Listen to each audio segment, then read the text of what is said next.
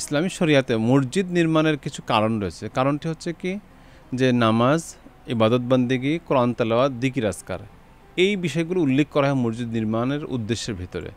এখন মৌলিকভাবে মসজিদ তো এই জন্যই, মসজিদ ঘুমানোর জন্য না, এখানে লং টাইম স্টে করার জন্যও না। এরপরেও কোনো কোনো আমল বা বিষয় এমন রয়েছে যেগুলো রাসূল করিম সাল্লাল্লাহু আলাইহি সাল্লামের থেকে বর্ণিত যে উনি এই ধরনের আমল করেছেন। যেমন জাগো এফএম এর অ্যাপ এখন পাওয়া যাচ্ছে অ্যাপ স্টোর এবং প্লে স্টোরে।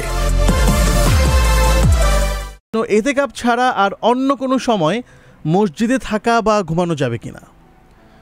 হ্যাঁ, আসলে গুরুত্বপূর্ণ একটি প্রশ্ন। এতেকাফ ছাড়া মসজিদে ঘুমানো বা থাকা যাবে কিনা, আসলে আমরা তো জানি ইসলামী শরিয়াতে মসজিদ নির্মাণের কিছু কারণ রয়েছে। কারণটি হচ্ছে কি যে নামাজ, ইবাদত বান্দেগি, কোরআন তেলাওয়াত, জিকির আজকার এই বিষয়গুলো উল্লেখ করা হয় মসজিদ নির্মাণের উদ্দেশ্যের ভিতরে। এখন মৌলিকভাবে মসজিদ তো এই জন্যই, মসজিদ ঘুমানোর জন্য না, এখানে লং টাইম স্টে করার জন্যও না। এরপরেও কোনো কোনো আমল বা বিষয় এমন রয়েছে যেগুলো রাসূল করিম সাল্লাল্লাহু আলাইহি সাল্লামের থেকে বর্ণিত যে উনি এই ধরনের আমল করেছেন। যেমন রমাদানুল মুবারাকে শেষ 10 দিন রাসূল সাল্লাল্লাহু আলাইহি সাল্লাম রোজা রাখা অবস্থায় মসজিদেই কাটিয়েছেন, যেটাকে আমরা এতেকাফ বলি।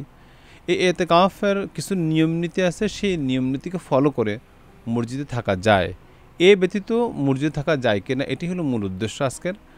তো আসলে অন্য টাইমে ওলামা একরাম বলেছেন যে যদি কেউ এতেকাফের নিয়তে মসজিদে যে কিছু টাইম অতিবাহিত করে তাহলে সে করতে পারে, অথবা মসজিদে কিছু টাইম যদি থাকার প্রয়োজন হয় তাহলে এতেকাফের নিয়ত করেই সে থাকবে।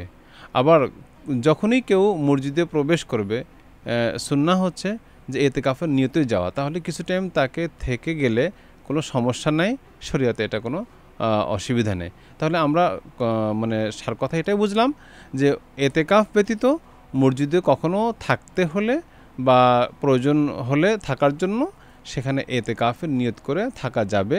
এটা সুন্নাহ মোতাবেক এবং ফিকহ মোতাবেক ওলামা একরাম এমনটাই বলেন।